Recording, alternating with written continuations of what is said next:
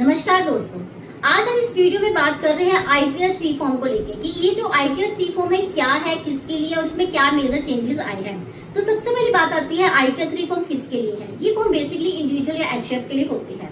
अब next question आता है कि इसमें किस तरह की इनकम रिपोर्ट की जाती है।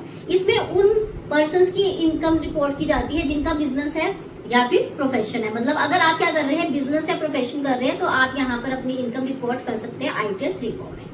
अब जो नेक्स्ट मेजर क्वेश्चन आता है कि इसमें चेंजेस क्या हुए हैं, तो चलो समझते हैं। सबसे पहला, अगर आपके बिजनेस या प्रोफेशन की ऑडिट नहीं होती है तो आपकी जो ड्यू डेट है वो एक्सटेंड हो चुकी है, दैट इज 31 अगस्त, जो कि पहले क्या हुआ करती थी 31 जुलाई हुआ करती थी, जो कि एक मेजर चेंज है।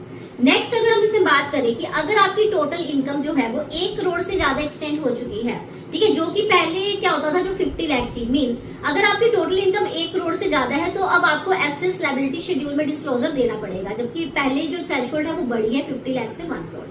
नेक्स्ट हम यहाँ पर बात करके चलते हैं इंट्राडे ट्रेडिंग। मतलब अगर आप क्या करते हैं इंट्राडे ट्रेडिंग, तो आपको एक अलग से यहाँ पे अकाउंट शो करना पड़ेगा, ट्रेडिंग अकाउंट, जिसमें कि आपको अपना डाटा देना पड़ेगा कि आपका प्रॉफिट कितना है और आपकी टर्नओवर कितनी है, ठीक है।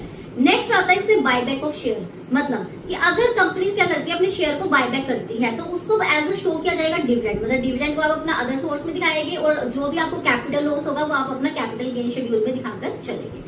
नेक्स्ट है यहाँ पे लोन की रिपोर्टिंग। मतलब कि अगर आपने क्या कर रखा है, लोन ले रखा है और उसके ऊपर आप क्या कर रहे हैं, इंटरेस्ट की डिडक्शन लेते हैं सेक्शन नंबर 24 सबसेक्शन बी में, तो यहाँ पर अब आपको एडिशनल डिस्क्लोजर देकर चलना पड़ेगा, ठीक है।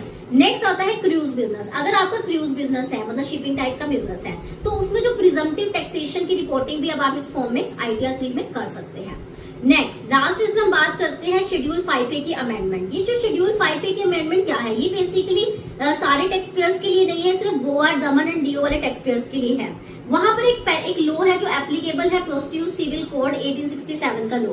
वो क्या कहता था कि जो भी स्पाउस है उनकी इनकम को 50-50% में डिवाइड कर दिया जाता था। जैसे कि बिजनेस की इनकम है तो 50% एक स्पाउस की होगी और दूसरी के मतलब हस्बैंड है 50% और वाइफ की भी 50%। अब क्या कह दिया गया है, तो इसमें थोड़ी सी गड़बड़ थी। अब क्या कहा गया है कि देखो, अगर सामने वाला आपका स्पाउस है उसकी ऑडिट हो रही है तो आपको उस इनकम को स्प्लिट करने की जरूरत नहीं है। मतलब आप पूरा उसमें ही अमाउंट अपना शो कर सकते हो, without splitting full amount show कर सकते हो।